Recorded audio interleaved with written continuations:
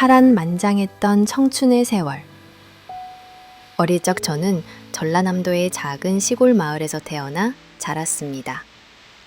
저희 집은 7남매로 형제 자매가 많았고 다들 버거운 형편 속에 살아가니 서로를 돌볼 여유도 부족했습니다.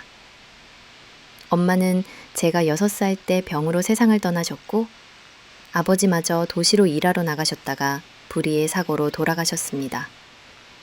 남겨진 어린 자식들은 마치 들에 버려진 들꽃처럼 그저 하루하루를 힘겹게 버텨내야 했습니다. 아버지의 장례식 날, 저는 언니 손을 붙잡고 울음만 터뜨렸습니다. 빨래도 제대로 해 입을 옷도 별로 없었고 신발은 늘 바닥이 달아붙었지요. 언니들은 자신의 집안일도 힘들어 저를 오래 데리고 있을 수 없었기에 저는 집집마다 며칠씩 얹혀 살다가 다른 집으로 옮겨 다니게 되었습니다. 큰언니의 작은 단칸방, 둘째 오빠네 비좁은 마루에서 자면서 언젠가 나만의 집이 꼭 생겼으면 좋겠다는 소박한 꿈만 했습니다. 제가 가장 힘들었던 건 마음 둘 곳이 마땅치 않았다는 사실이었습니다. 친구들은 학교가 끝나면 집으로 달려가 어머니 품에 안기곤 했지만 저는 저녁마다 머물 집을 걱정하며 이리저리 눈치를 봐야 했죠. 누군가 화를 내서 쫓겨난 적도 많았습니다. 배고픈 날이 더 많았으나 누구에게 말할 수도 없었습니다. 우리 엄마 보고 싶다 하는 말은 입술 끝에서만 맴돌다가 결국 밤마다 이불 속에서 혼자만 삼켜야 했어요. 그래도 저는 좌절하지 않으려 애썼습니다. 학교에서 우등상을 받아오면 작은 칭찬이라도 듣고 싶어 했으나 결국 아무도 알아주는 이는 없었습니다. 친구 생일 파티에 초대받았을 때는 단 한 번 가슴이 두근거렸던 기억도 납니다. 네가 올 줄은 몰랐어? 라는 말에 마치 큰 선물을 받은 듯 행복했습니다. 하지만 언젠가부터 남의 집에 신세를 진다는 죄책감에 항상 불편한 감정 속에 살아야 했죠. 설날이나 추석 같은 명절이 올 때면 그나마 형제들과 잠시 모여 웃을 수 있었지만 이내 각자의 집으로 흩어질 때는 늘 허전함만 남았습니다. 저는 이따금씩 하늘을 올려다보며 엄마 아빠도 저 별들 속에 계실까 생각하면서 눈물을 삼키곤 했답니다. 소년 가장이 되어 혼자 끼니를 해결해야 했던 시절, 손이 바빠지고 마음도 점점 굳어졌습니다. 어른들의 싸움이나 가족 간의 불화 속에서도 어린 나이임에도 꿋꿋하게 견뎌냈고 마음 한켠에는 이대로만 살지 않겠다는 굳은 의지가 자라났습니다. 그때의 외로움과 슬픔은 아직도 제 인생의 깊은 상처로 남아있지만 동시에 저를 단단하게 근간한 만들어준 소중한 경험이었습니다. 노을이 질 때면 어렸을 때 뛰어놀던 논두길이 생각납니다. 휘파람 소리, 개울가의 첨벙거리는 소리, 더위에 지쳐 한바탕 웃던 그 순간들이 한편에선 아픈 과거였지만 또 한편에선 저의 유년을 반짝이게 만드는 추억이기도 합니다. 어릴 때부터 저는 작은 것에도 쉽게 감동할 수 있었습니다. 누군가 따끈한 국밥 한 그릇을 챙겨줄 때면 세상을 다 가진 기분이었고 선생님이 머리를 쓰다듬어 줄 때면 그 순간이 온종일 힘이 되었습니다. 그런 기억들이 쌓이면서 제 마음 한편에는 나중에 누군가의 힘이 되어주는 어른이 되어야겠다는 다짐이 스며들었습니다. 지치고 지친 마음을 붙잡으며 저는 매일매일을 악착같이 버텼습니다. 남보다 성적이 뛰어난 것도 아니었고 집안이 넉넉하지도 않았지만 결코 절망에 빠져 포기하지 않았습니다. 그런 청춘의 고단한 시간들이 있었기에 이후 인생의 고비에서 더 단단히 견딜 수 있었던 것 아닐까 싶습니다. 이렇듯 제가 겪은 청춘은 결코 평탄하지 않았지만 그 덕분에 세상 모든 약자와 슬픔을 이해할 수 있는 마음이 자랐고 덕분에 앞으로 마주할 수많은 인간 군상들의 인생 이야기에 귀 기울일 수 있었습니다. 쾌행지 운명적인 남편과의 첫 만남. 20살이 막 지났을 때 인생이 조금은 새로운 국면을 맞이하기 시작했습니다. 물론 그 시절에 저는 여전히 삶의 무게를 짊어진 채 방황했지만 한편으론 어느덧 어른이 되어 있었고 새로운 만남에 대한 두려움과 설렘이 공존했습니다. 바로 그때 저의 인생을 뒤흔들 중요한 한 사람, 민호를 만나게 되었습니다. 저와 민호의 첫 만남은 우연과도 같으면서 돌이켜보면 운명이라는 단어 외에 설명할 길이 없는 만남이었습니다. 제일 친한 고등학교 친구의 소개로 학교 근처 조그만 분식집에서 조심스레 상견례 비슷한 모임이 잡혔습니다. 사실 처음엔 심각하게 생각하지도 않았고 그냥 친구의 부탁이라 받아들인 자리였지만 그날의 공기는 어느 때보다도 낯설고 또 묘한 긴장감이 흘렀습니다. 민호는 첫 인상부터 참 말수가 적고 고개를 숙이며 조용히 미소 짓는 사람이었습니다. 키도 크고 체격도 좋았지만 그의 등에는 묘한 그늘이 드리워져 있는 듯한 느낌이 들었습니다. 말끔한 셔츠를 입고 나온 그의 모습은 시골에서 흔히 볼 수 없는 도시 청년의 분위기를 풍겼고 저와 같은 아픈 긴 마리를 건네주던 그 순간 저는 세상에서 가장 따뜻한 시선을 마주한 것 같은 기분이 들었습니다. 처음 뵙겠습니다. 김민호입니다. 김지연 씨라고 들었어요. 네, 안녕하세요. 저도 많이 들었습니다. 짧은 인사와 함께 저는 내심 긴장하고 있었지만 민호는 조심스레 제 눈치를 살피며 한마디 한마디 조심스럽게 말을 이어갔습니다. 그런 그의 태도가 오히려 저에겐 신뢰와 안정감으로 다가왔고 어딘가 모르게 비슷한 결을 지닌 두 사람이란 느낌이 점점 짙어졌지요. 그날 집으로 돌아오는 길에 저는 왠지 모를 미세한 기대감으로 가슴이 설렜습니다. 하루에도 몇 번씩 머릿속에 그 사람의 미소와 말투가 떠올랐고 너무 빨리 빠진 건 아닌가 하는 두려움과 설렘이 번갈아 가며 찾아왔습니다. 이전까지의 삶엔 늘 외로움과 불안이 감돌았는데 이제는 처음으로 내 곁에 있어주고 싶은 사람이 태어난 셈이었죠. 시간이 흘러 민호와는 종종 연락을 주고받게 되었고 몇 번의 데이트를 거치면서 저희 둘은 서로의 삶에 대해 조금씩 아주 천천히 마음을 열어가기 시작했습니다.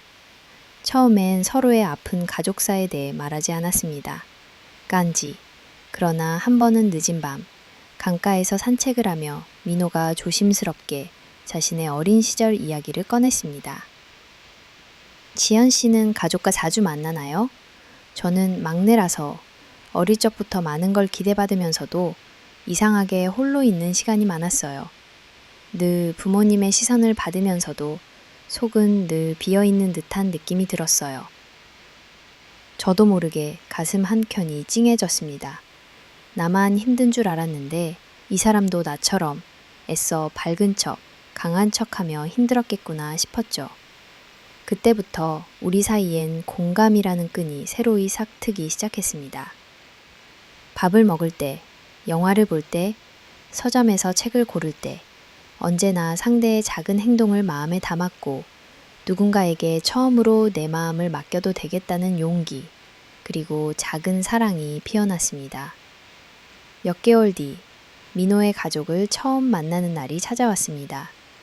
그의 부모님은 도시에서 은퇴한 후 평화로운 생활을 누리고 계셨고 첫 만남부터 저를 마치 친딸처럼 반갑게 맞아주셨습니다.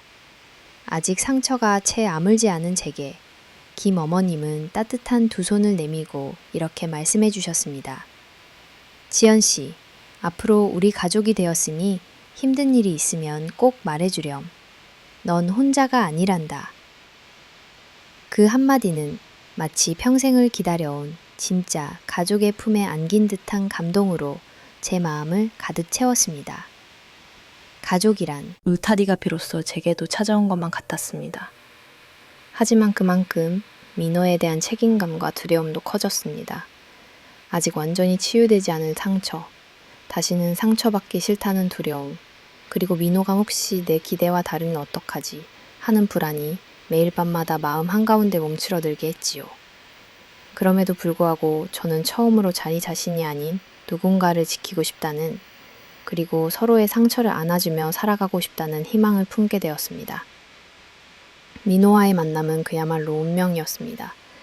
힘든 젊은 시절의 끝에서 더 큰 인연과 성장의 시작이 되었고, 삶의 모든 순간을 바꿔놓을 작은 불씨가 되었던 소중한 이정표였습니다.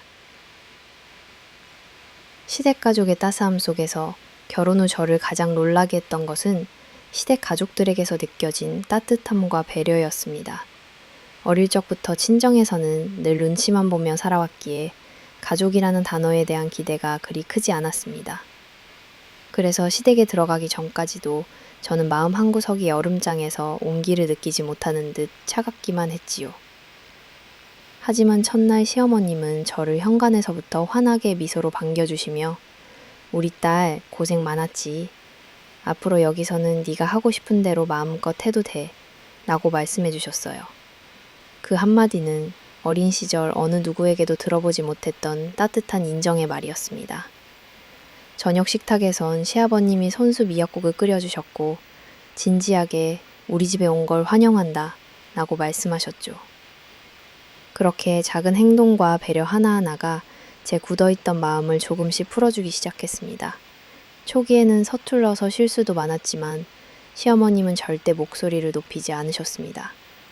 제가 생선구이를 태우면 괜찮아, 나도 신혼 때는 이랬단다 하시며 너털웃음을 터뜨렸고 물김치에 간이 맞지 않아 속상해하는 저를 안아주시며 가족이란 그렇게 서로의 실수를 감싸주는 존재야 라는 말씀을 해주셨습니다.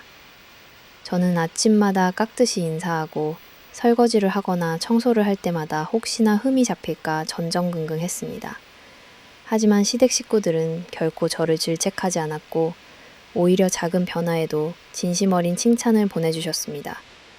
마치 오랜만에 만난 친딸이나 조카처럼 손을 꼭 잡아주고 옷이 얇으면 가을바람 불 때는 옷을 두껍게 입어야 해 하시며 스웨터 하나를 살뜰히 챙겨주시곤 했습니다.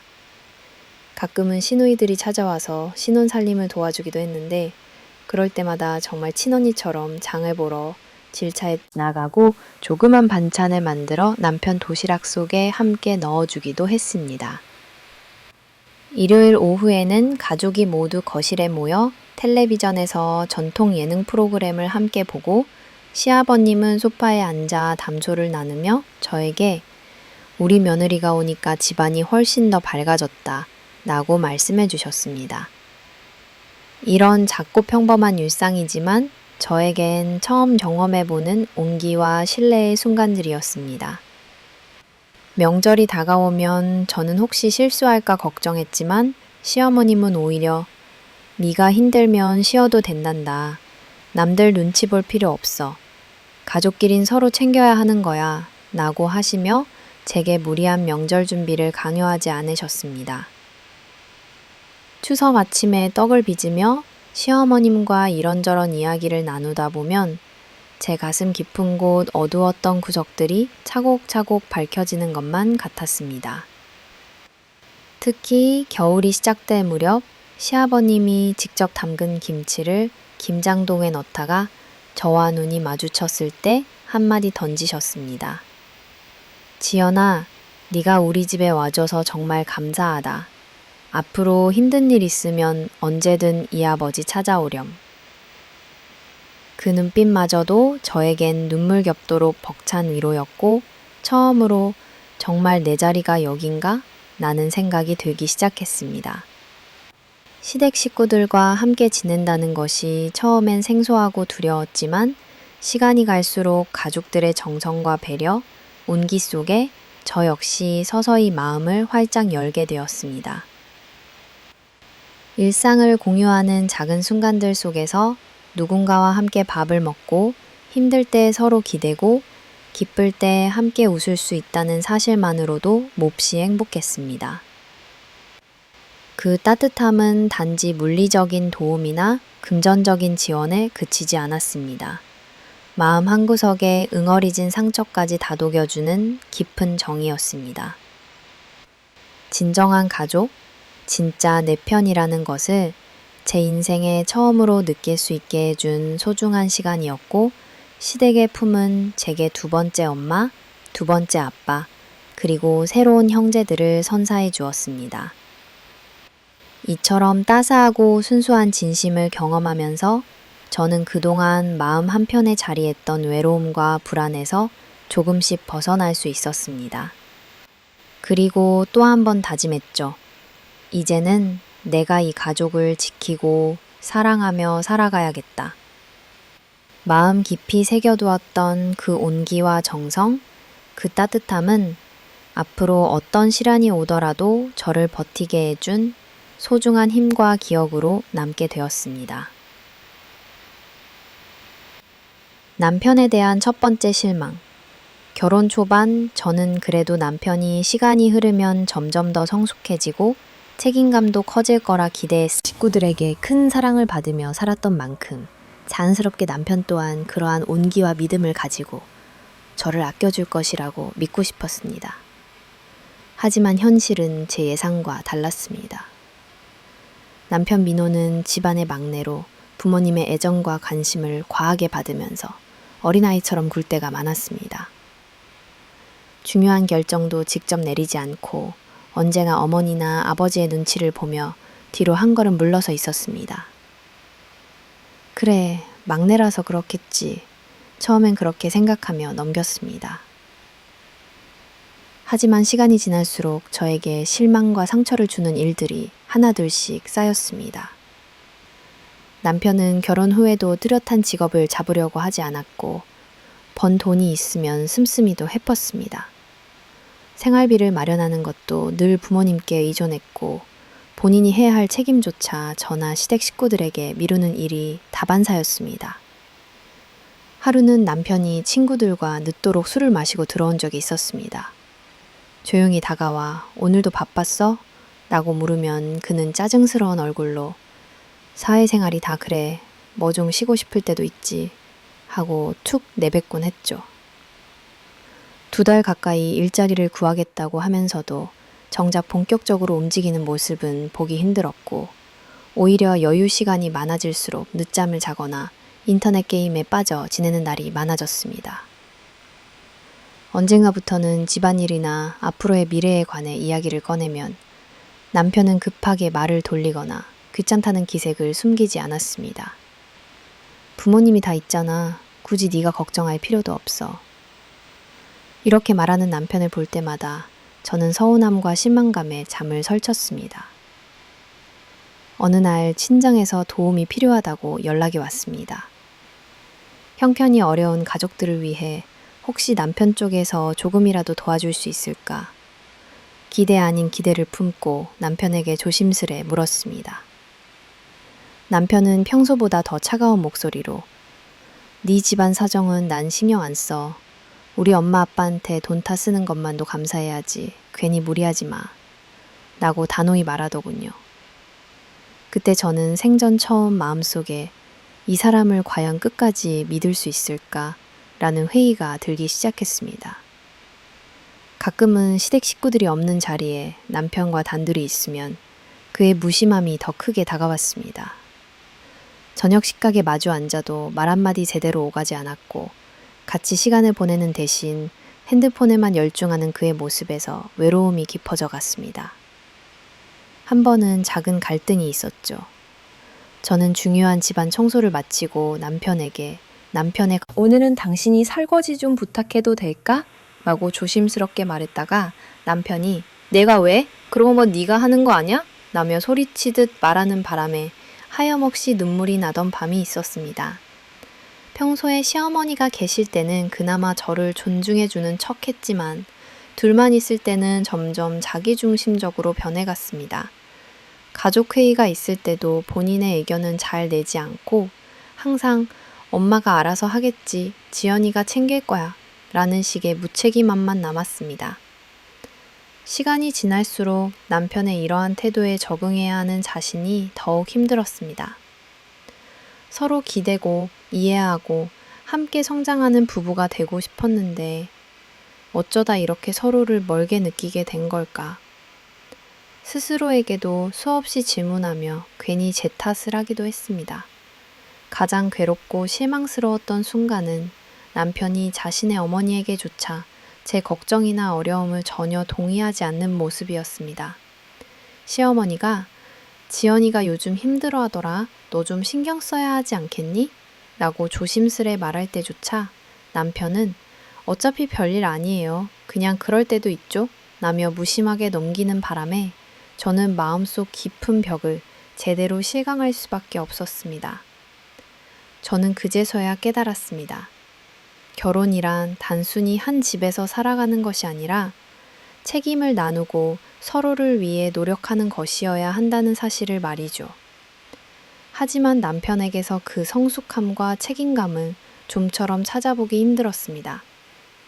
그제서야 저는 환상이라는 단어를 처음으로 스스로에게 적용시켰고, 이제야 비로소 현실적이고 차분하게 눈을 뜨기 시작했습니다. 남편에 대한 예전의 애정이 조용히 상처로 변해가는 순간, 제 마음속에는 막막함, 쓸쓸함, 그리고 미묘한 두려움이 자리 잡았습니다. 그러나 그 실망감이 오히려 앞으로의 삶에서 더 단단해질 수 있는 작은 계기가 되어 주었습니다. 저는 스스로에게 약속했습니다. 비록 남편에겐 기대지 못하더라도 스스로의 힘으로 내 삶을 책임질 수 있을 만큼 강해져야겠다. 그렇게 저는 결혼 생활의 가장 아픈 첫 번째 실망을 마음 깊이 새길 수밖에 없었습니다. 친정 가족과 끝이 없는 불안, 얽힌 뿌리, 결혼 후 시댁 가족들의 따스한 배려와 돌봄 속에서도 제 마음 한켠에는 설명하기 힘든 무거운 그림자가 드리워져 있었습니다. 바로 친정 식구들과의 얽히고 설킨 관계, 어릴 적부터 운명처럼 따라다녔던 짐 같은 가족 책임감 때문이었습니다. 어릴 때는 그저 엄마 없는 막내딸로 손이 언니와 엄미가 오빠들 손에 이끌려 이 집 저 집 떠돌며 자랐으니 친정 가족이란 존재는 제게 사랑과 보호가 아니라 생존의 공동체 또는 때로는 부담에 가까웠습니다. 가족이라면 서로 챙기고 힘이 되어주는 게 맞겠지만 현실은 꼭 그렇지만은 않았습니다. 어린 시절부터 뿌리내린 책임감, 가난한 집안에서 막내로 태어난 저는 늘 착하게 남에게 패 끼치지 않는 좋은 동생이 되라는 말을 듣고 자랐습니다. 몸은 약했지만 마음만은 강하다며 형제들은 저를 가족의 막내딸로 애틋하게 여겼다고는 하나 사실 제가 느꼈던 것은 책임감과 의무 그리고 가끔은 무거운 짐에 가까웠죠. 사춘기 시절부터 친정 식구들의 부탁은 다양했습니다. 언니는 지연아, 나 오늘 약국에 좀 다녀와 줄래? 라며 잡일을 시켰고 오빠는 학교 끝나고 동생 좀 데리러 가줘라고 당연하게 부탁을 했습니다. 그 모든 것이 쌓여 인생을 살아가면서 어느덧 가족을 위해 아무리 힘들어도 희생해야 한다는 관념이 제 뿌리가 되어버렸던 것입니다. 결혼 후에도 이어진 친정의 안부 전화. 결혼하고 나면 친정과의 거리가 조금은 멀어질 거라고 생각했습니다. 하지만 부모님 없이 힘겹게 살아온 형제자매들은 오히려 제 결혼을 가족 전체의 새로운 보험처럼 여기기 시작했습니다.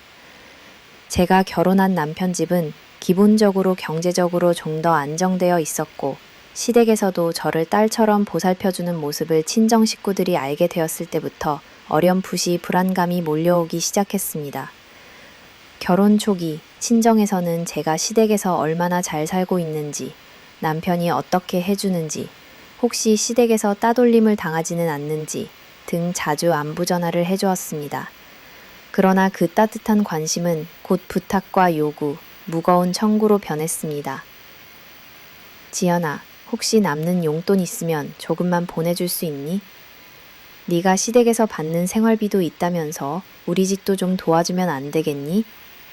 처음에는 언니, 오빠의 형편을 누가 알지 않게 들어줬습니다.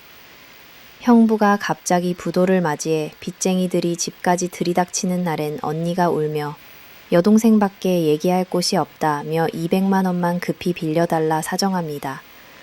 어려운 처지에 있는 친정을 무시할 수 없어 제 손에 쥔 돈이 없어도 시댁에서 개인적으로 받은 영절비, 용돈을 모아 형제에게 넘겼죠.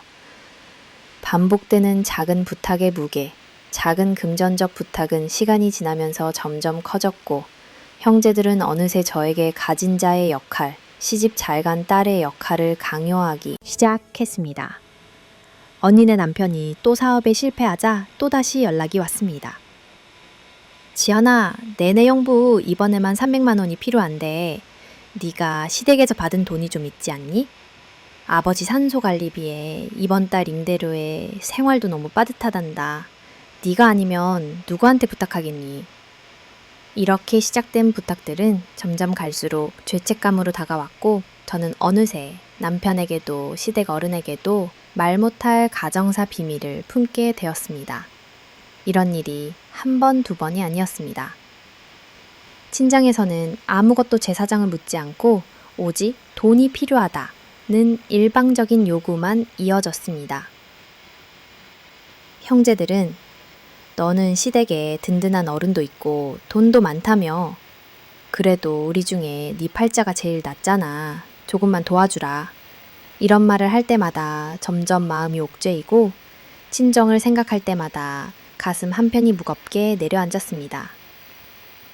배우자와의 갈등, 가족 문제는 당연히 남편과의 갈등의 불씨가 되기도 했습니다.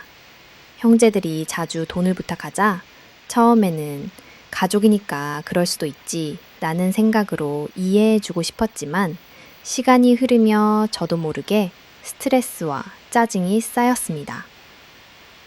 한 번은 둘째 언니가 갑작스럽게 300만 원만 빌려달라는 연락을 해왔을 때 저는 용기를 내 어색하게 남편에게 부탁을 해보았습니다.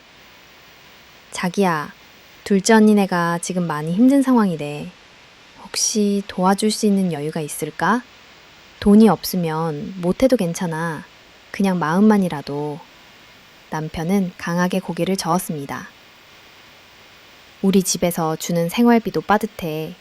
너희 친정 매번 사고만 치고 결국 도움되는 일은 하나도 없다. 이제 그만 네 동생 일에 신경 좀 끊어. 민폐만 끼치지 말라고. 그 순간 저는 차가운 칼날 같은 말에 가슴이 우겨찼고 더는 배우자 앞에서 친정 얘기를 꺼내지 않겠다고 결심했습니다. 하지만 그만큼 마음속에는 외로움과 무력감이 점점 커졌습니다. 시댁에 털어놓을 수 없는 비밀, 남편에게 털어놓을 수도, 시댁에 부탁할 수도 없는 상황이 반복될수록 집안 분위기는 점점 어두워졌습니다. 한동안 저 스스로도 왜 결혼해서마저 친정의 그림자에 얽매여 살까 라는 자책에 시달렸습니다. 사실 시댁 어머니에게 도와달라 말하고 싶지도 않았지만 어느 날은 너무나도 힘들어서 결국 마음이 무너져 눈물과 함께 모든 고민을 털어놓고 말았습니다.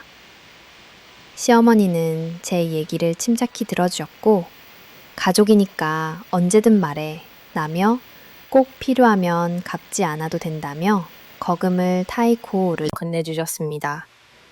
그때의 미안함과 고마움, 또 한편의 자괴감은 이루 말할 수가 없었습니다.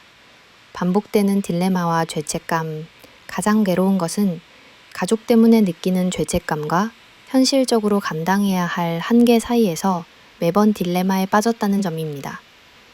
친정 식구들은 너무 힘들다, 도와줘야 한다는 말을 주저하지 않고 했고 시댁 식구들은 늘 저를 딸처럼 대하지만 친정의 요구가 계속되면 언젠가는 저에 대한 시댁의 신뢰도 깨질지 모른다는 두려움이 있었습니다.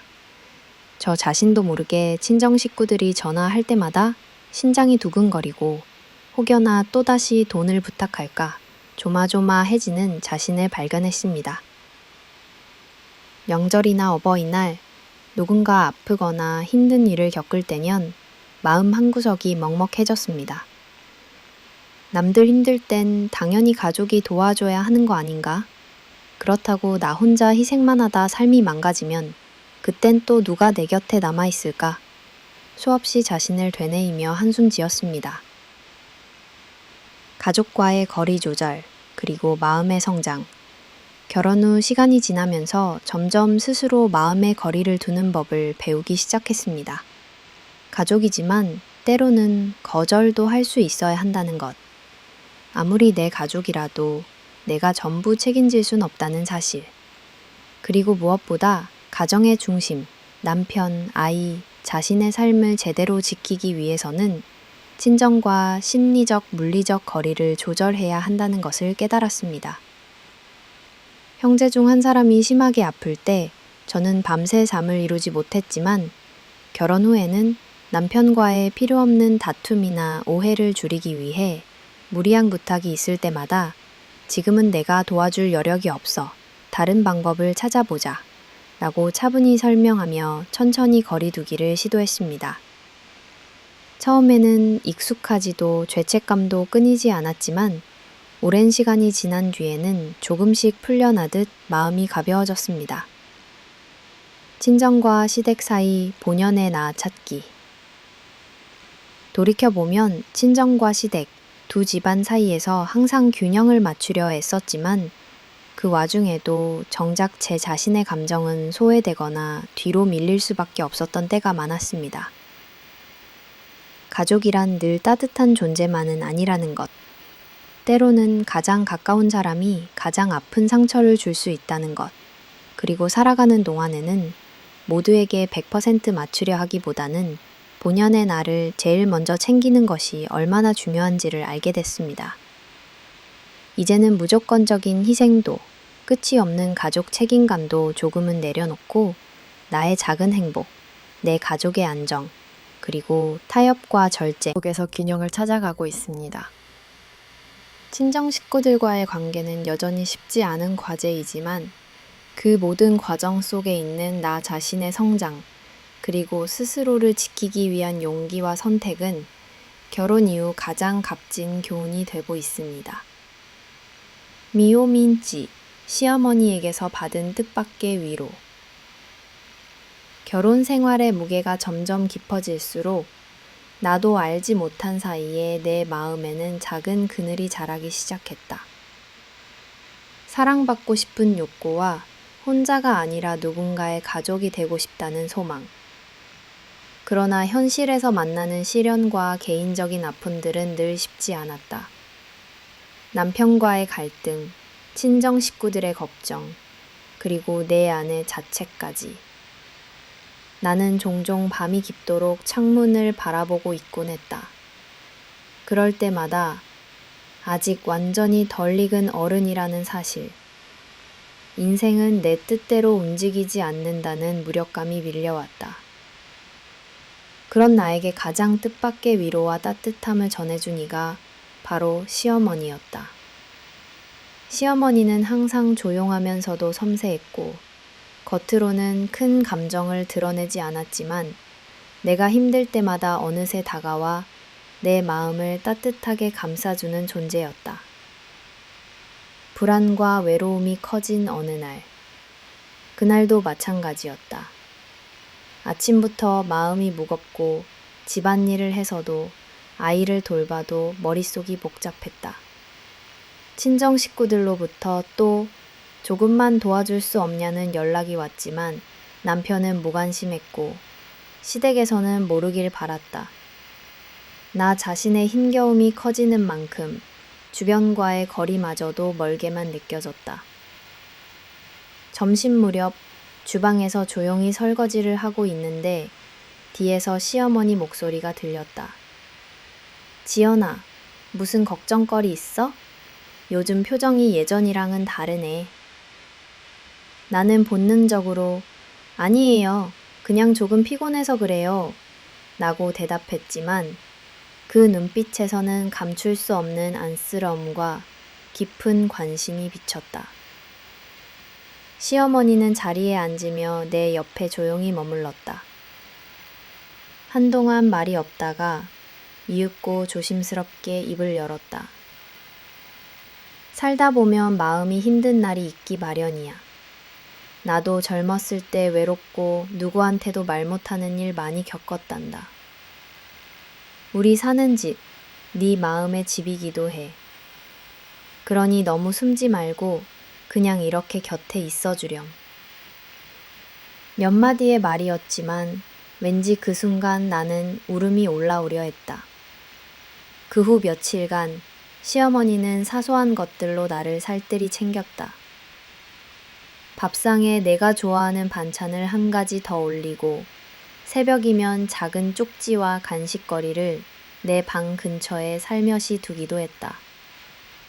고민 끝나고 두 사람만 남았을 때 드디어 마음을 열고 친정의 어려움을 조심스럽게 이야기했다. 사실 요즘 친정에서 일이 좀 있어서요. 계속 연락이 오는데 저도 어떻게 해야 할지 잘 모르겠어요. 남편한테 얘기는 했지만 도와주기 힘들다고 하고 그래서 마음이 많이 무거워요. 시어머니는 섣부르게 판단하지 않고 내 말을 다 들을 때까지 끄덕이며 귀 기울였다. 그리고 차분하게 내 손을 살며시 감쌌다. 네가 그동안 얼마나 힘들었겠니? 이 집에 온 네가 우리 딸인데 부담 갖지 말고 말해줘서 고맙다. 가족이라는 게 다 그런 거야. 서로 들어주고 돕고 힘들 땐 함께 울어주는 거. 지연아, 세상 살다 보니 도와줄 수 있는 손이 가까운 데 있는 게 참 큰 복이더라. 다음부터는 고민하지 말고 나한테 바로 말해. 네 고민이 곧 내 마음이야. 그 말 한마디가 내게는 세상 무엇보다 울림이 컸다. 어릴 적부터 친정에서는 늘 불안과 의무감에 떠밀리던 내 삶 속에서 처음으로 조건 없이 누군가 내 아픔을 함께 나누고자 하는 마음을 느낀 순간이었다. 그날 저녁 시어머니는 내가 거절할 새도 없이 평소 모아둔 비상금을 건네주면서 급하게 필요하면 갚지 않아도 돼. 네 친정 돌봄도 네 몫의 자랑스러운 짐이지만 너무 오래 홀로 짊어지지 말아라. 우리 가족인데 뭐가 미안하니? 라고 덧붙였다. 시어머니와의 진심 어린 대화와 관계의 변화. 그날 이후 나는 이전과는 달리 시어머니를 더욱 의지했고 서로에게 조금씩 더 솔직해졌다. 집안의 사소한 일부터 내 미래 고민까지 왠지 모르게 쉽게 상의할 수 있게 됐다. 명절 같은 바쁜 날에도 시어머니는 내 고단함을 먼저 알아채고 은근슬쩍 방에 들어가 10분만 누워있다 와. 네가 건강해야 집도 밝단다. 라고 배려했다. 가끔은 내 친정 사정에 대해서도 네가 아니면 누가 그 집을 챙기겠니? 그러나 지연아, 네 삶의 무게도 네가 누려야 할 기쁨이라는 건 잊지 말아라. 라고 조언해 주었다. 시어머니와 나 사이에는 더 이상 벽이 없었고 나는 이 집에서 비로소 진짜 딸이 된 것 같은 안정감을 느꼈다. 평범한 일상 속에서 소중한 위로의 순간, 시어머니는 집안일을 함께 하면서도 가끔 이런 말을 건넸다. 지연아, 나는 며느리가 아니라 딸처럼 네가 좋다. 며느리도 사람이고 누군가의 엄마, 누군가의 딸이지. 항상 너무 참고 소갈이하지 말고 필요하면 기대렴. 내 어깨는 비어 있으니까. 설거지가 끝난 부엌에서 혹은 찬바람이 부는 저녁 산책길에서 시어머니 작은 위로였다. 특히 내 신장이 가장 약해질 때 시어머니가 손수 만들어주신 따뜻한 된장국 한 그릇, 내 손을 잡고 수고했다 라고 말하는 부드러운 음성. 그런 오늘들이 모여 내 지난날의 쓸쓸함을 조금씩 덜어주었다. 시어머니의 위로가 남긴 깊은 의미. 어렵고 힘든 시간이 반복될 때 진심 어린 위로는 또 다른 힘이 된다. 시어머니는 절대 부담을 강요하지 않았고 나의 사정과 감정에 앞서 먼저 네가 사람답게, 엄마답게, 여자답게 살도록 해 라고 했다. 언젠가 시어머니가 아파 누워 계실 때 내가 곁에서 수발을 들자 오히려 나도 옛날에 너만큼 힘들었단다. 그때 네 나이만 했으면 나도 엄마가 필요했을 거야. 넌 참 강한 사람이더라. 하지만 진짜 강한 사람은 때로 약하다고 솔직하게 말할 수 있는 사람이 난다. 라고 말씀하셨다. 그 순간 나는 인생에서 힘들 때 기대고 용기 내어 손을 잡아주는 가족의 힘이 얼마나 소중한지 다시금 깨달았다.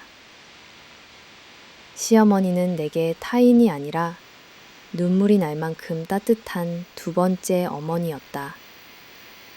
다시 살아나는 용기와 강사, 시어머니의 한마디, 행동 하나하나는 내 삶을 지탱하는 힘이 되었고 나는 더 이상 힘든 상황에 주저하지 않게 되었다. 스스로를 탓하거나 숨길 필요 없이 내게는 항상 든든한 어른이 있다는 든든함과 안정감 덕분에 내면의 상처도 치유받을 수 있었다. 나는 시어머니의 그 깊은 위로와 사랑을 오래도록 기억할 것이다. 나도 언젠가 누군가의 힘든 마음을 알아차리고 다가가는 어른이 되고 싶다. 세상은 어렵고 삶엔 시련이 많겠지만 위로는 언제나 가까이에 있음을, 그리고 그 위로가 우리 삶을 얼마나 따뜻하게 밝혀주는지 결코 잊지 않을 것이다. 질병과 돌봄의 무게, 그 속에서 지켜낸 나의 끈기. 결혼 이후 시간이 흐르면서 내 삶에는 여러 가지 변화와 시련이 찾아왔다. 하지만 그 어떤 어려움보다도 나를 성숙하게 만들고 동시에 내 한계까지 시험하게 했던 사건은 바로 시아버지의 갑작스러운 중병과 그로 인한 오랜 간병의 시간이었다. 예고 없는 불행의 시작. 그날도 평했다. 처음에는 그저 또 하나의 가족 시련이라 여겼다. 병원 신세가 처음이 아닌 친정까지 포함하면 겨우 하루 이틀 버티면 지나갈 거라 나 자신을 위로했다. 하지만 현실은 생각보다 훨씬 벅차고 아득했다. 간병의 시작, 그리고 매일의 전쟁. 퇴원 후 시아버지를 집으로 모시고 온 날, 나는 냉장고 안에 미리 준비해둔 죽과 죽용기, 기저귀, 속옷, 소독용품들을 꺼매며 머릿속으로 이것도 엄마가 되고 며느리가 된 사람이면 누구나 감당하는 일이라고 되뇌었다. 하지만 시아버지는 평생을 건장한 가장, 엄했던 아버지로 살아오신 분이라 몸 하나 제대로 움직일 수 없는 현실에 너무나 자존심이 상하셨다. 처음에는 시어머니와 교대하며 며칠씩 밤을 새기 일쑤였다. 밤마다 시아버지의 신음소리에 자주 깨었고 침대에 오줌이나 변을 보셨을 때면 때로는 눈시울이 붉어질 정도로 죄송해하셨다. 그럴 때마다 나는 소리 없는 위로와 손길로 아버님의 체면을 지켜드리려 애썼다. 아버님, 괜찮으세요. 다들 이렇게 시작해요. 너무 신경 쓰지 마세요. 천천히 따뜻한 물에 적신 타월로 몸을 닦아드리고 식사 시간에는 푸딩처럼 만든 영양식을 한 숟갈씩 신중하게 떠넣여 드렸다. 남편의 무책임과 홀로 남은 책임. 시간이 흐르면서 남편은 점차 집을 비우는 일이 많아졌고 간병의 무게는 거의 내 몫이 되었다. 하루에도 수없이 시댁가족들이 도와주겠다고 말은 했지만 실제로 돌봄의 현장은 언제나 나와 시어머니 둘뿐이었다. 남편은 업무와 모임, 때로는 친구와의 약속을 이유로 집안일과 간병을 나몰라라 했다. 나는 문득 내가 왜 이 모든 걸 감당해야 하지? 라는 생각에 사로잡혔다. 친정집이라면 어땠을까? 딸에게 그런 짐을 지울 수 있었을까 싶으면서도 시댁 식구 한 사람이 아프다는 이유로 도망칠 수도 외면할 수도 없는 현실이 버겁게 다가왔다. 시어머니 또한 나이가 들고 체력적으로 많이 지쳐 계셨기에 점점 더 많은 일이 내게 쏠렸다. 아버님의 식사부터 기저귀 갈아드리기, 아침 저녁 약 챙기기, 병원 데리고 가기 등 하루를 오롯이 간병에 쏟아부어야 했다. 끝없는 반복 속 흔들리는 나. 날이 갈수록 나는 지쳐갔다. 아침에 눈을 뜨면 어떤 날은 침대에서 울음을 터뜨리고 싶었다. 언제까지 이게 반복될까? 내 인생은 왜 늘 남의 삶을 짊어지는 걸까? 주변 사람들은 못했을 거야. 나는 반응뿐. 진짜 위로는 찾아볼 수 없었다. 남편은 강경간 힘들면 요양보호사 쓰자고 말했지만 그 돈조차도 모아둘 여유가 없었다. 그래도 내가 이 일을 놓을 수 없었던 가장 큰 이유는 시아버지의 미안한 눈빛과 시어머니의 기댈 곳 없는 한숨, 그리고 아이들의 맑은 얼굴 때문이었다.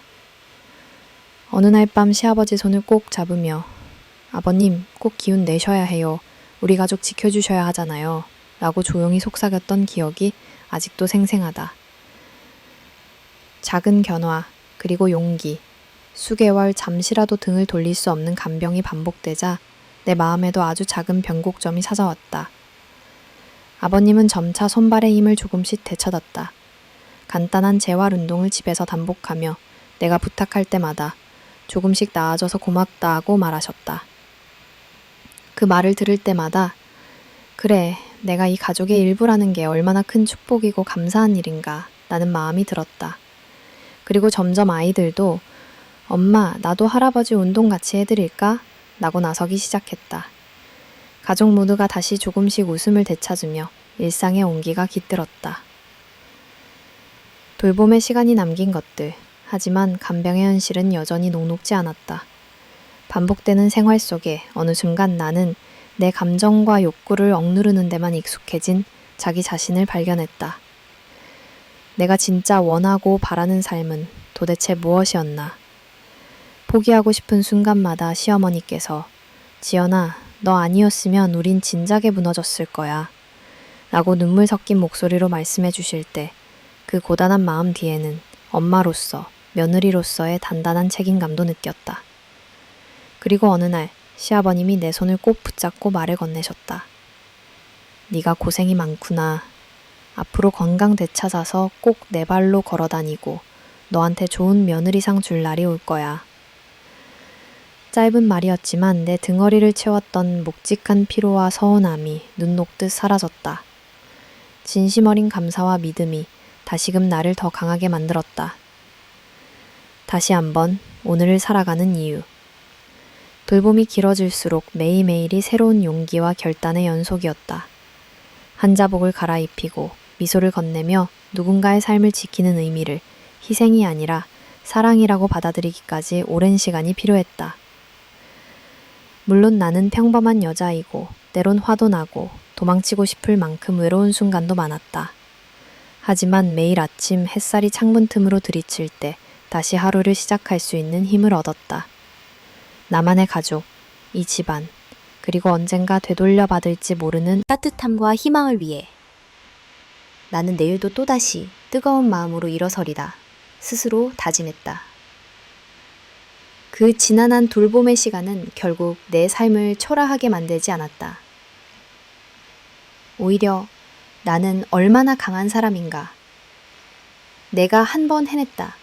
라는 자부심과 언젠가 내 자신을 더 아끼고 사랑할 수 있는 밑거름이 되어 주었다.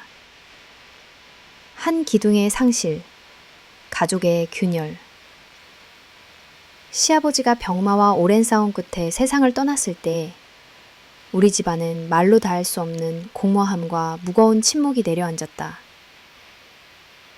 장례식이 끝나고 나서야 더욱 실감난 상실과 위기는 그 어떤 슬픔보다도 더 길고 더 날카롭게 가족 각자의 삶을 파고들었다. 상실의 충격과 깊은 허탈감. 시아버지는 단순한 아버지 이상의 존재였다. 그는 언제나 든든한 기둥처럼 가족 모두의 중심에 서 있었고, 감정적으로나 경제적으로 모두를 지켜준 보호자였다. 그가 없어지자 남겨진 가족들은 어떤 방향으로 살아가야 할지 갈피를 잡지 못했다. 장례를 치르는 동안 가족들은 서로를 붙잡으며 이젠 우리가 서로를 더 챙기고 의지해야 한다고 다짐했지만 막상 일상이 돌아오자 그 다짐은 점점 힘을 잃었다. 집안은 마치 늘 포근했던 벽돌집이 균열을 일으키고 하나씩 벽돌이 빠져나가는 것처럼 삐걱거리기 시작했다. 시어머니는 매일 아침마다 침대맡에 앉아 예전의 사진첩을 뒤적였다. 익숙하던 집안 통경이 왠지 낯설게만 느껴졌고 오래된 시계 소리도 밥 짓는 냄새도 전보다 더욱 쓸쓸하게 들렸다. 아이들조차 할아버지는 언제 돌아와?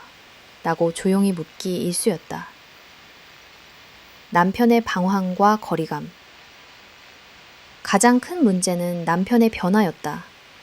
그 역시 아버지의 죽음을 쉽사리 받아들이지 못했다. 하지만 슬픔을 대면하는 대신 남편은 집에 머무는 시간보다 밖에서 보내는 시간이 점점 더 길어졌다. 퇴근이 늦어지고 전화의 답도 서운할 정도로 간결해졌다. 불과 몇 달 전까지만 해도 같이 마주 앉아 저녁을 먹고 아이들과 작은 웃음이라도 나눴지만 이제 남편은 저녁 식탁 위에 자신의 자리를 잊은 듯했다. 그가 집에 돌아오는 시간을 기다리던 내 마음은 점차 걱정에서 실망, 그리고 무관심으로 옮아갔다. 남편은 아버지의 빈자리를 책임지고 싶었을지 모르지만 현실은 달랐다. 그는 스스로의 아픔이나 공허함을 말 대신 무기력과 도피로 드러냈다. 친구라는 이름의 속빈 관계에 기대에 술을 마시거나 불안하게 실패한 사업에 또 한 번 도전하는 시기였다. 그의 눈에는 압박과 생활의 변화, 시아버지가 있던 시절, 가족의 경제적 기반은 안정되어 있었다.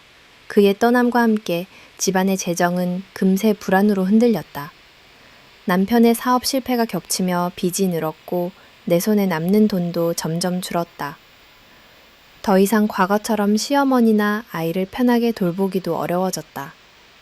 나는 어쩔 수 없이 생활비와 아이들 뒷바라지를 위해 작은 채소 가게를 열게 됐다. 아침마다 시장에 가서 신선한 채소와 과일을 고르고 저녁이면 손톱 밑이 거뭇해질 정도로 하루 종일 일했다. 이런 변화는 나만의 몫이 아니었다. 시어머니도 더는 예전에 잔잔하던 표정이 아니었다. 그녀 역시 경제적 현실과 외로움에 시달렸다. 가족 회의에서는 서로를 원망하는 말이 오가기도 했고 결국 각자의 방으로 돌아가 고요하게 한숨만 내쉴 뿐이었다. 나눠지지 않는 책임, 깊어지는 단절감. 남편과의 관계 역시 돌이킬 수 없을 만큼 멀어졌다. 당장 살아야 하는 문제, 아이들의 교육, 시어머니의 건강 등 풀어야 할 숙제가 늘었는데 남편은 점점 집안일에 무관심해졌고 작은 부탁조차 거절하는 날이 많아졌다. 나는 밤마다 혼자 울며 도대체 우리 가족은 왜 이렇게 됐을까? 라고 자책하곤 했다. 그래도 모든 걸 포기할 수는 없었다. 낮에는 누군가의 엄마, 누군가의 며느리, 누군가의 딸로서 용기 내 집안을 이끌었다. 장사에서 번 돈을 아끼고 또 아껴 시어머니에게 용돈을 드리고 아이의 급식비를 챙기고 했다. 시어머니는 그런 나에게 넌 정말 내 딸보다 낫다며 손을 꼭 잡아주셨지만 그 따스함 뒤엔 미안함과 애처로움도 엿보였다. 가슴 깊은 상실감과 새로운 각오, 시아버지의 빈자리가 너무도 컸다. 가끔 집안 구석에서 그가 즐겨 앉았던 소파를 쳐다보면 영영 돌아오지 못할 그리움이 밀려왔다. 명절이 오면 모두가 한자리에 모이지만 가장 중요한 자리가 텅 비어 있다는 사실이 더욱 선명해졌다. 나는 깨달았다. 어떤 가족도 완벽하지 않으며 한 사람의 존재가 전부를 지지해주던 균형이었다는 것을 말이다. 서로 상처를 주고받던 매듭진 시기가 지나면서 이제 해야 할 일은 누구를 원망하는 것이 아니라 한시를 받아들이고 무너진 삶의 자리를 다시 메우는 것임을 알게 됐다. 새로운 삶을 향해 한 걸음씩 내가 스스로에게 가장 자주 다짐했던 말은 지금 힘들지만 언젠가는 다시 웃을 수 있다 였다. 어려움에 부딪힐 때마다 아이와 시어머니를 바라보며 다시 마음을 다잡았다. 가게 문을 닫고 텅 빈 거리를 홀로 걷는 날 창문 너머로 가족의 불 바라보며 나는 혼자가 아니다 라고 스스로를 설득했다. 점점 강해지고 싶었고 내 아이에게 또 시어머니에게 더 밝은 내일을 보여주고 싶었다. 어느 날 시어머니가 말없이 내 손을 꼭 잡으셨다. 지연아, 고생이 많지?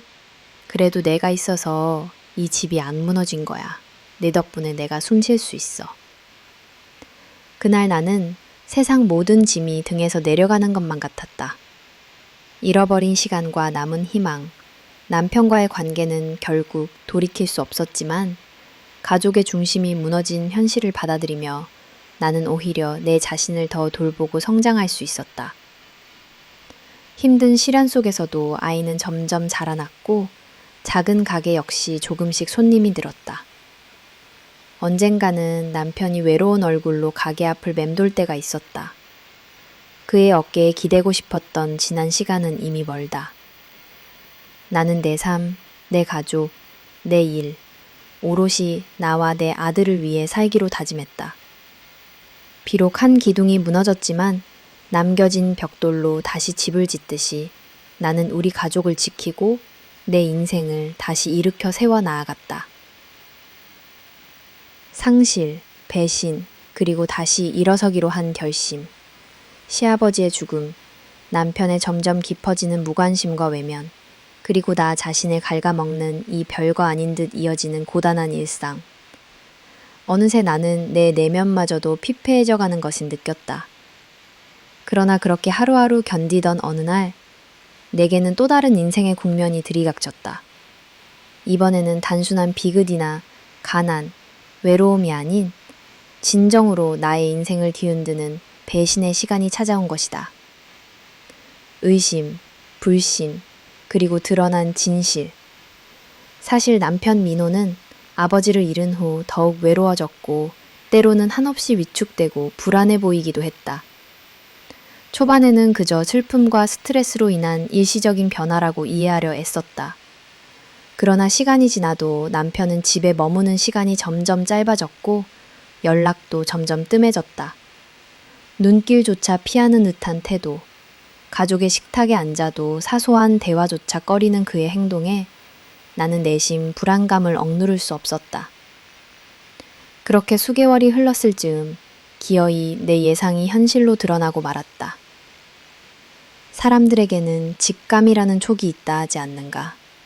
남편의 옷깃에 묻은 낯선 향수 냄새, 전화기가 울릴 때마다 얼른 밖으로 들고 나가 받는 뒷모습, 갑작스러운 야근과 출장이 점점 늘어나던 그 모든 순간들이 퍼즐처럼 하나의 그림을 그려냈다.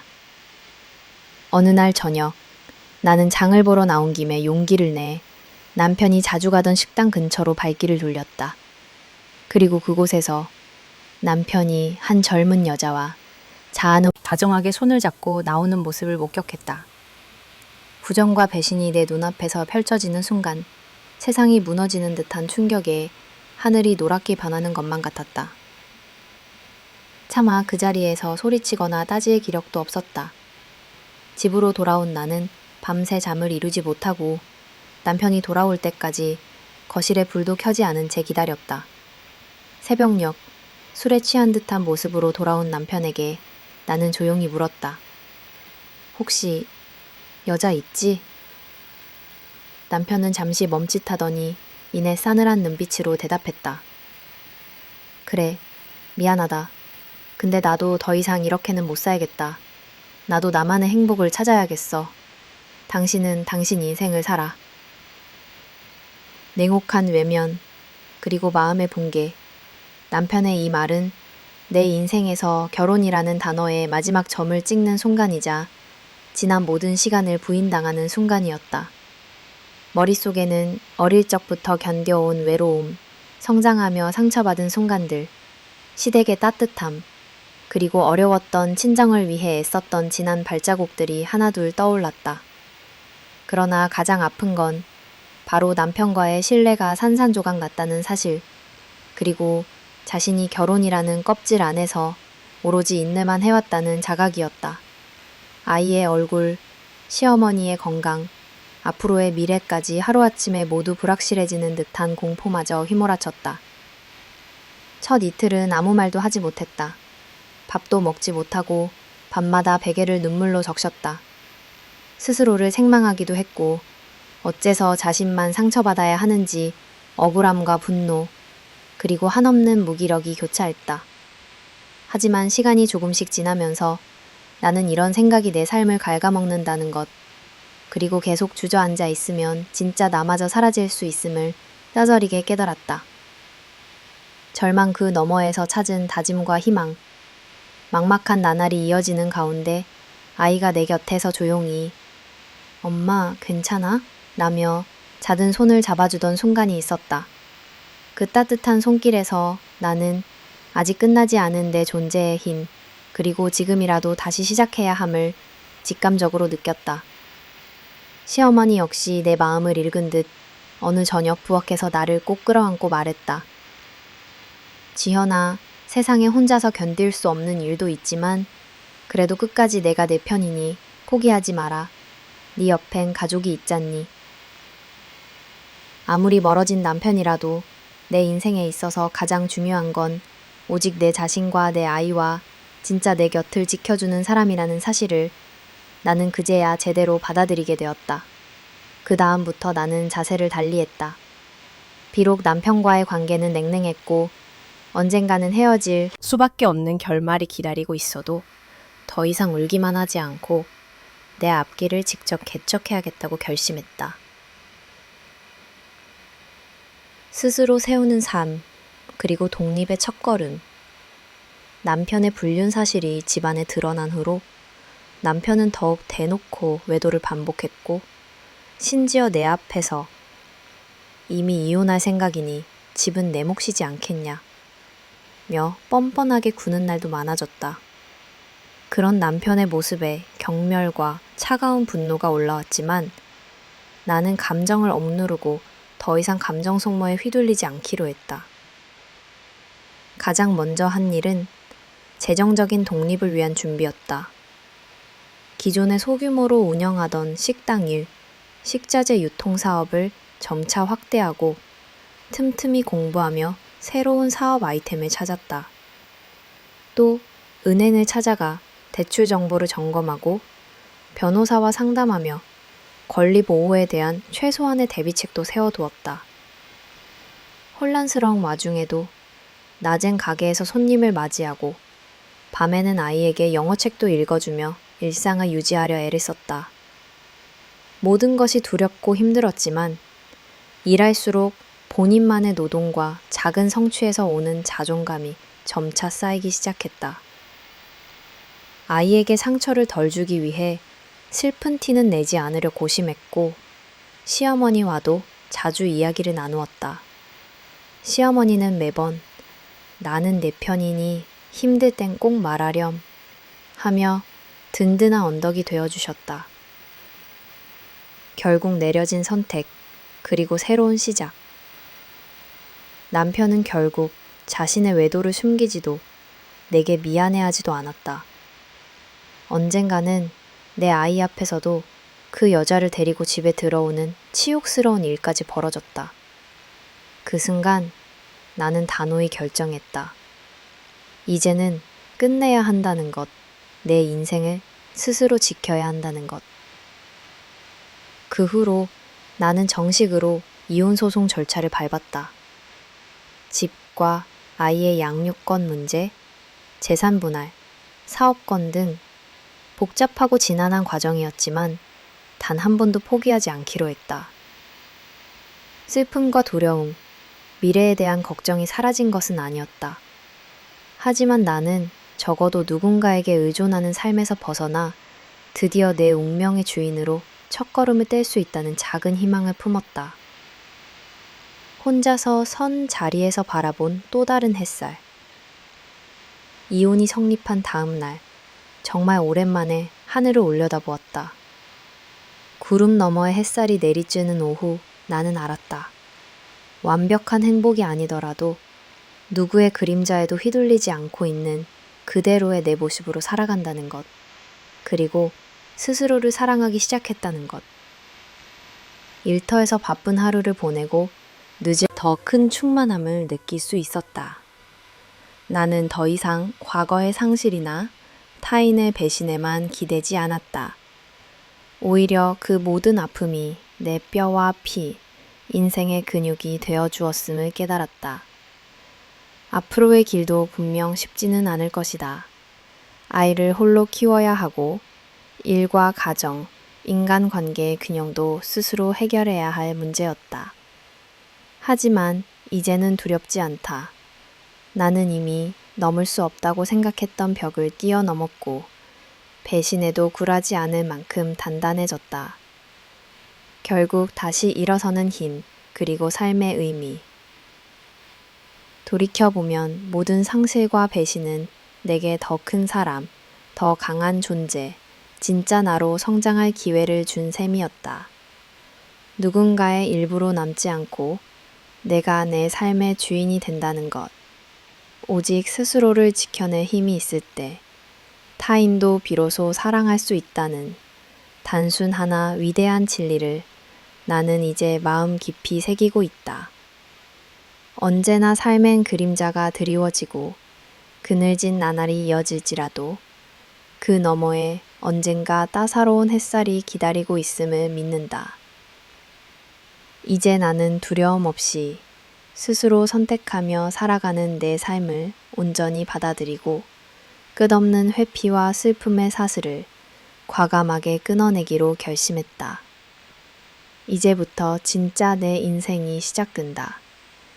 비록 돌이킬 수 없는 아픔과 상처가 남았지만 나는 좌절 앞에서도 반드시 다시 일어나 나와 아이 그리고 내 곁을 지켜준 이들을 위해 한 걸음 또 한 걸음씩 앞으로 나아갈 것이다.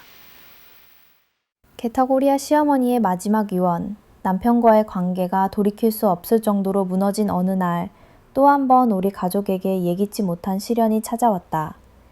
남편은 점점 더 집에 머무는 시간이 줄어들고 그의 무책임과 외도는 이미 나뿐 아니라 주변 가족들에게도 명백해졌다. 그러나 모든 파국의 절정은 남편이 자신의 연인을 함께 집으로 데려온 그날 터져버렸다. 가족의 파국, 무너지는 신뢰. 그날 저녁 아무런 예고도 없이 남편은 낯선 젊은 여자를 데리고 집에 들어왔다. 시어머니는 거실에서 뜨개질을 하고 있었고 나는 부엌에서 저녁 준비를 하다가 갑작스럽게 들리는 사람들의 말소리에 놀라 문을 열어보았다. 거실에 마주선 나는 온몸이 얼어붙었다. 남편이 전혀 미안해하지도 않고 오히려 새 연인의 손을 잡고 앞으로 이 사람도 이 집에 함께 살게 할 거야 라고 말했다. 순간 시어머니의 손에서 실타래가 미끄러져 바닥에 떨어졌다. 방안을 가득 메운 긴장감, 시어머니의 떨리는 숨소리, 나의 머리가 멍해지는 침묵이 겹쳐졌다. 시어머니는 이미 여러 번 남편의 무심함과 배신을 애써 달천을 외면해왔다. 하지만 그날의 충격은 이 나이 많은 어머니에게 감당하기 어려운 것이었다. 시어머니는 자리에서 천천히 일어나 남편을 한참 응시하다가 아무 말 없이 방으로 들어가 문을 잠궈버렸다. 병실에서 맞은 새로운 위기, 그날 밤 시어머니는 심한 가슴 통증을 호소하며 의식을 잃었다. 응급차에 실려 병원으로 이송된 시어머니는 의식 불명 상태에 빠졌고 가족들은 두려움에 떨며 병원 복도를 오가야 했다. 병실의 하얀 천장 아래에서 보낸 밤들은 길고 고요했다.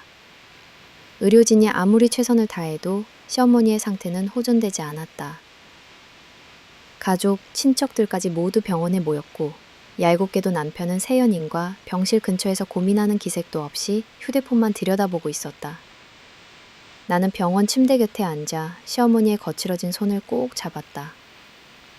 나도 이 가족도 그녀의 진심 어린 사랑과 배려 덕분에 여기까지 올 수 있었음을 절실히 깨달았다.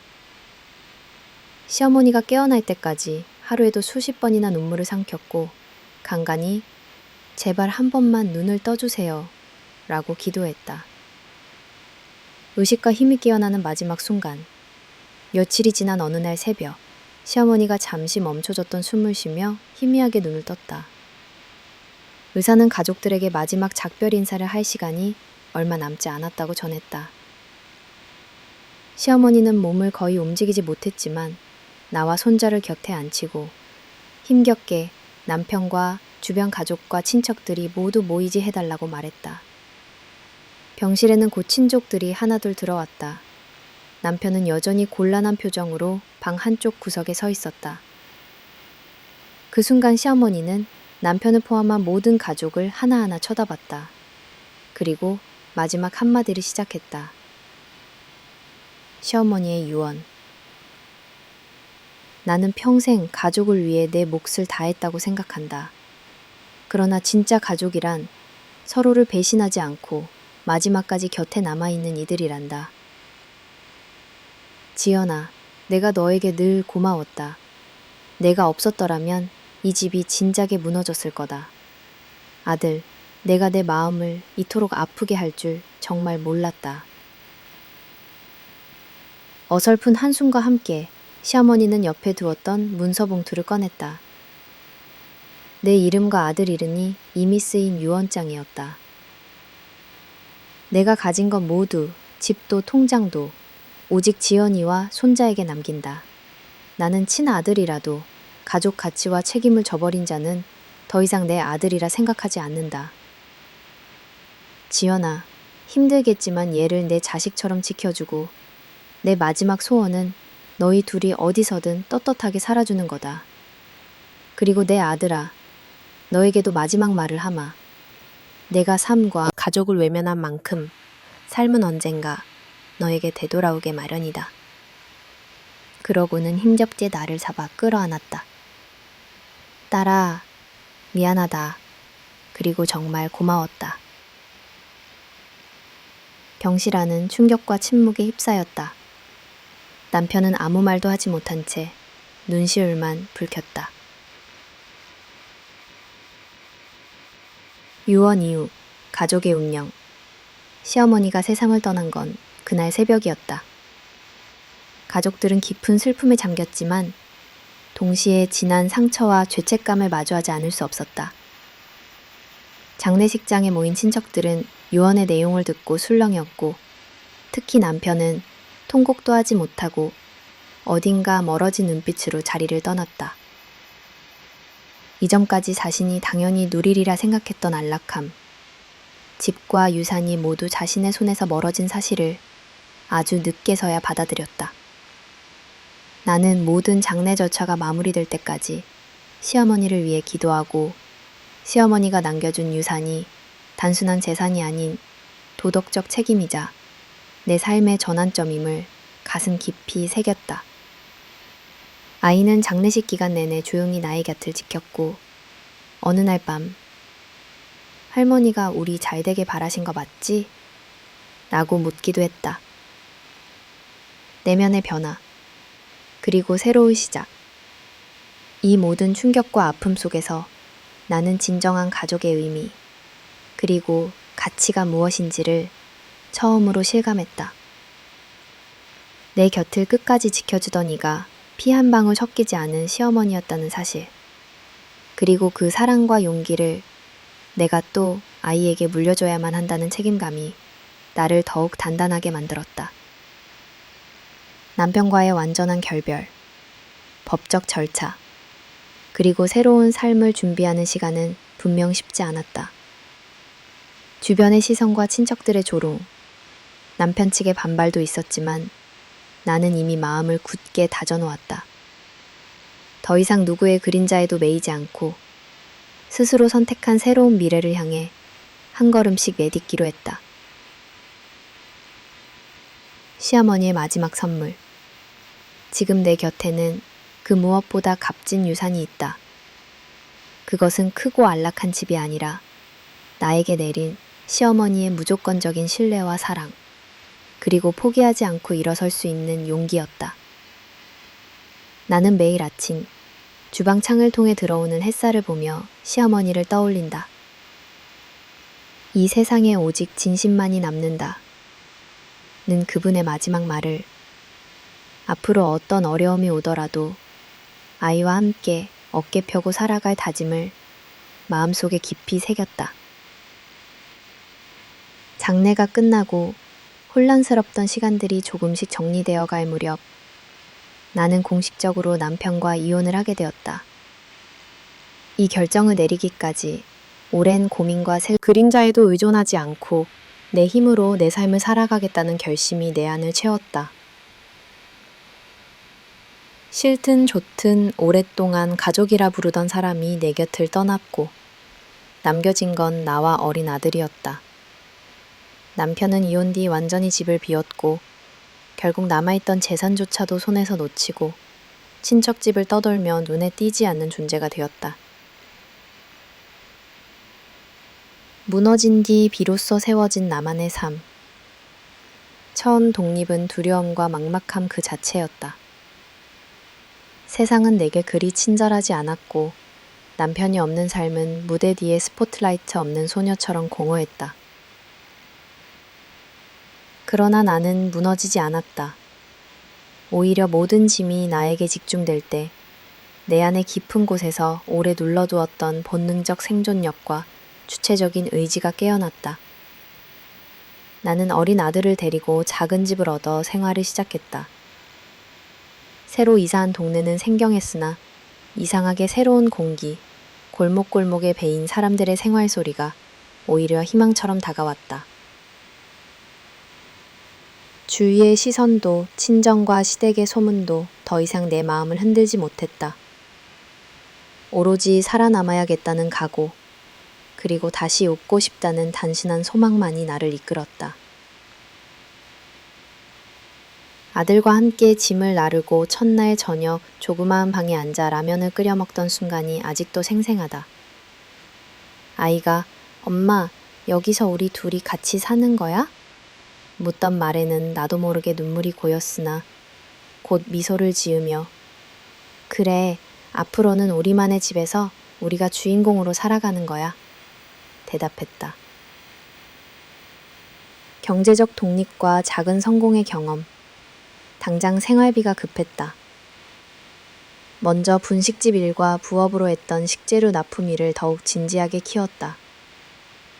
해보지 않았던 서비스, 온라인 판매, 소셜미디어 활용에도 도전했다.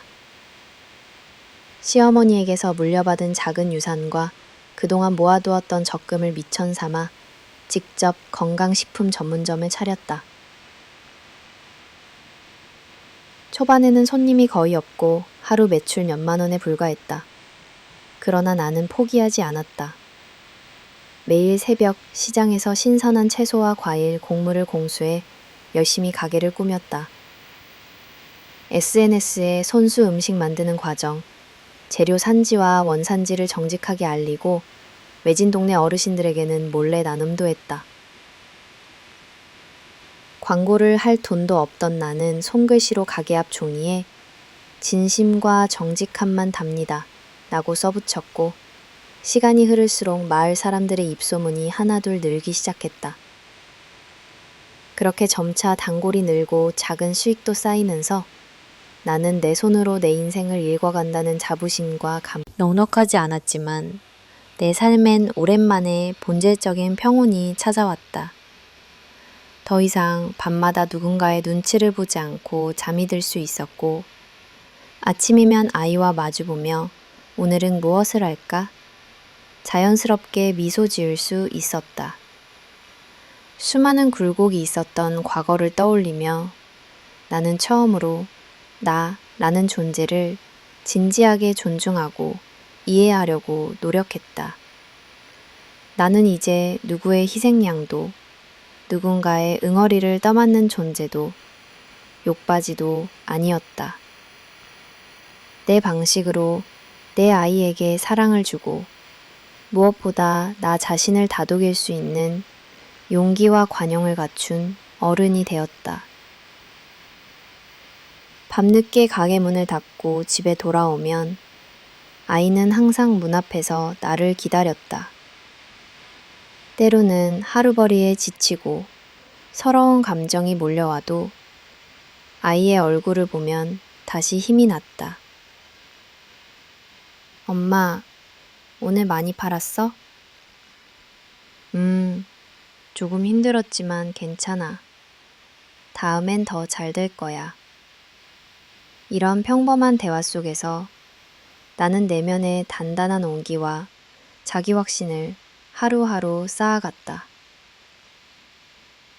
새로운 인간관계와 우정의 성장, 새로 정착한 터전에서 나는 다정한 이웃도 아이의 친구 엄마들과도 조금씩 마음을 나누기 시작했다.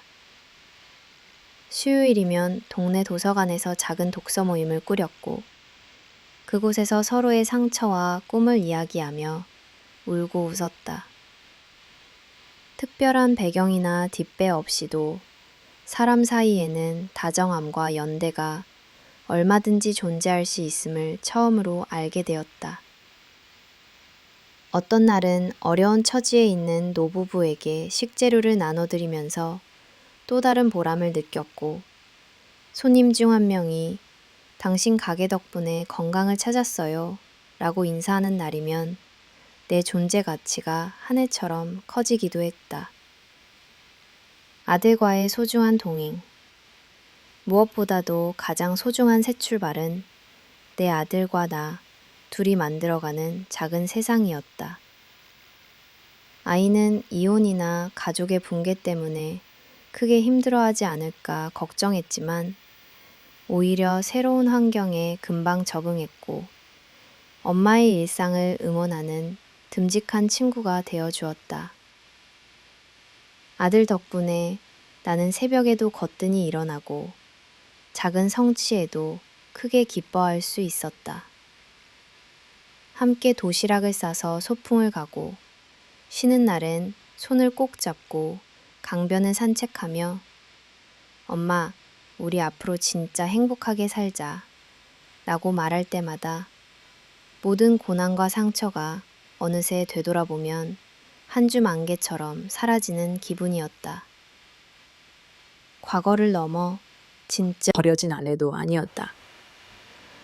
이제는 온전히 스스로의 힘으로 길을 열 수 있는 그런 소중한 주체임을 알게 되었다.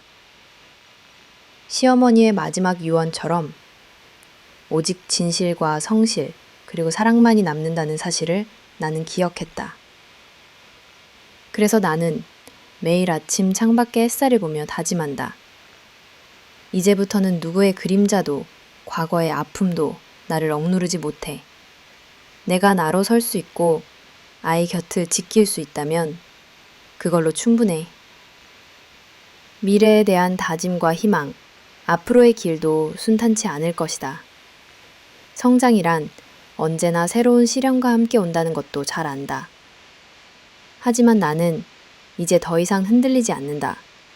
지난 모든 상실과 배신, 그리고 수많은 밤의 눈물이 결국 나를 이 자리에 있게 해주었고, 내 아들의 건강한 웃음과 따뜻한 미래를 지키는 가장 튼튼한 벽이 되어주었다. 경제적 성공도, 남들 시선도, 누구와의 비교도 더 이상 중요하지 않다. 나는 내가 나를 사랑하고 존중하는 방법을 그리고 아이 곁에서 무너지지 않는 용기를 배웠기에 인생의 다음 페이지마다 마음껏 색을 입힐 것이다. 누군가는 말한다. 한 번 무너진 인생은 다시 일어날 수 없다고. 하지만 나는 매일 새벽마다 조용히 읊조린다. 진정한 해방은 남이 아닌 내 스스로 내린 용서와 다짐, 그리고 내 삶을 껴안는 용기에서 온다. 이제 나는 두려움 없이 내일을 맞는다. 하루하루가 고맙고 축복처럼 느껴진다. 이런 평화와 기쁨을 내 아이와 이웃에게 또 나누며 살아가고 싶다. 그렇게 나의 새로운 인생은 지금 여기서부터 다시 시작된다. 고음행 감사의 마음과 인생의 교훈. 긴 시간이 흘러 어느새 또 한 해가 저물고 더는 흔들릴 것도 없는 만큼 스스로를 돌아보는 시간이 자연스레 늘었다. 이제는 고난과 아픔, 상실의 순간들이 그저 지나간 흔적이 아니라 나를 키운 비옥한 땅이었음을, 그리고 내 안의 진정한 힘은 누구도 대신 채워줄 수 없는 오랜 인내와 자각에서 비롯되었음을 누구보다 깊이 인정한다. 세월 속에서 되돌아본 감사의 의미. 내가 견뎌낸 모든 일은 온전히 내 몫이었지만 그 과정마다 내 곁엔 보이지 않게 손을 내밀어준 이들이 존재했다. 시어머니는 그 중에서도 내 삶을 바꾼 가장 고마운 사람이었다. 가족이란 이름만으로는 채워지지 않는 결핍과 외로움, 어릴 적부터 뿌리내렸던 심리적 상처와 불안의 골짜기를 그녀의 따뜻한 말 한마디, 작은 손길이 메워주었다. 특히 내 가족이 나를 짐이나 부담으로만 보았던 시절에도 시어머니는 나를 항상 딸로 안아주며 내 자리를 지켜주셨다. 모험행 감정 들 때마다 조용히 내 옆에 앉아 사람은 누구나 약할 수 있어. 조금만 더 견디자. 결국 좋은 날이 온다. 라고 할머니처럼 다독여주던 그 손의 촉감. 그 사랑 덕분에 내가 스스로를 원망하지 않고 살아있고 또다시 사랑받을 자격이 있음을 배웠다. 그녀뿐 아니라 내 인생을 스쳐간 모든 인연에게도 나는 감사하고 싶다. 지나간 삶의 한복판에서 나를 웃게 한 만남, 혹은 뼈아프게 울게 한 상처까지도 결국 오늘의 나를 만든 소중한 조각이었다. 좋은 시절에는 행복한 추억을 쌓게 해주었고, 어려운 시간에는 용기와 인내, 자존의 가치를 새기게 해주었다. 진짜 교훈은 삶의 가장 낮은 곳에서 온다. 살다 보면 누구나 한 번쯤 바닥에 떨어지는 순간, 아니 수차례의 절벽 끝에서 손목을 놓을 뻔하는 날을 맞이한다. 나는 그 운명의 고비마다 결국 다시 일어서야 했고, 아무도 대신해 줄 수 없는 내 몫의 삶을 정직하게 마주해야만 했다. 어릴 때는 누군가 힘들면 대신 안아주거나 어차피 시간이 지나면 잊힌다고 생각했다. 하지만 결혼과 별거, 죽음과 배신, 가족 간의 냉대, 밤마다 삼켰던 눈물에서 나는 비로소 인생의 본질을 배웠다. 내 곁에 사람을 가만히 바라보고 말을 아끼더라도 눈빛과 마음만으로도 충분히 위로할 수 있다. 무조건 이해해주는 척, 희생하는 척만으론 관계의 본질이 바뀌지 않는다. 내 마음을 먼저 돌보지 않으면 누구도 온전한 사랑을 받을 수 없다. 이런 단순하고 소박한 교훈이 젊은 날에는 결국 깨닫지 못했던 내가 살아낸 시간의 진실이었다. 가족이라는 이름도, 사회적 지위도, 가진 재산도 언젠가는 사라진다.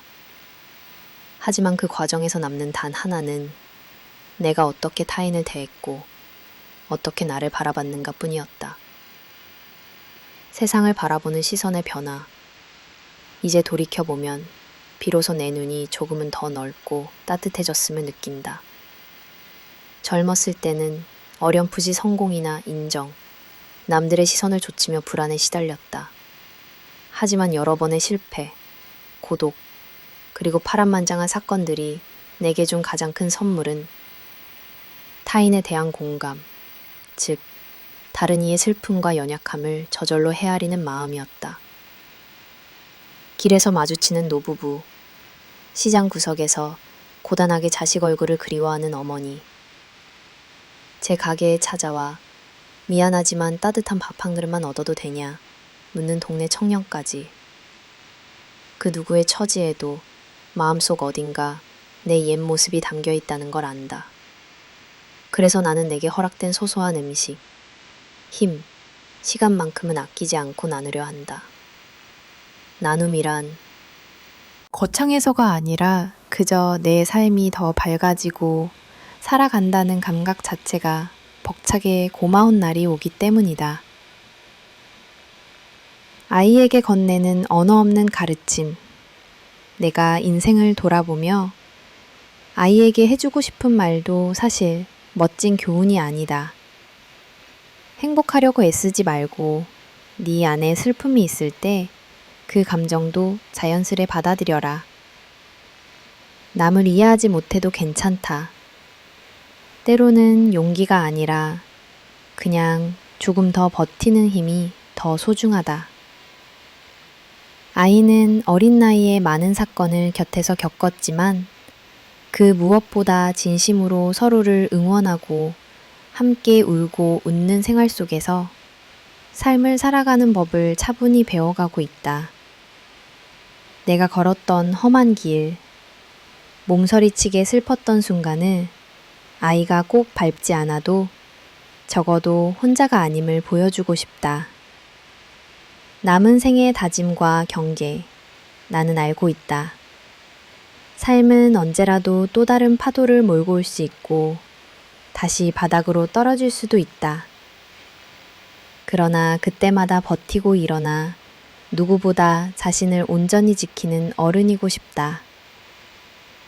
이제는 더 이상 어떤 상실도, 예고 없는 이별도, 누군가의 배신도 두렵지 않다. 내 곁에 남아있는 사랑과 기억, 내가 빚어낸 평화만큼은 내가 지킨다. 앞으로 누군가 힘든 날 내게 손을 내민다면 내가 받았던 따스한 만큼의 위로, 짧은 미소조차 건네주는 삶을 소망한다. 언젠가 내 삶이 끝나더라도 그래도 저 사람은 세상을 조금 더 밝게 만들고 갔다. 그런 소박한 한 줄의 기억으로 남고 싶다. 그리고 다시 드리는 감사의 기도. 이 모든 시간을 지나 또 하루를 맞을 때마다 나는 하늘과 부모님, 시어머니, 그리고 삶 속에서 나를 시험하고 채찍질했던 모든 순간에 감사드린다. 내가 올려다보았던 별, 내 곁을 너무 일찍 떠난 어머니, 앞으로도 변함없이 내 곁을 지켜줄 아들과 모든 친구, 세상의 모든 사람들에게 나의 자그마한 감사와 격려를 전한다. 오늘도 그리고 내일도 나는 아픔에 흔들리지 않고 진심과 용기로 내 인생을 끝까지 걸어갈 것이다.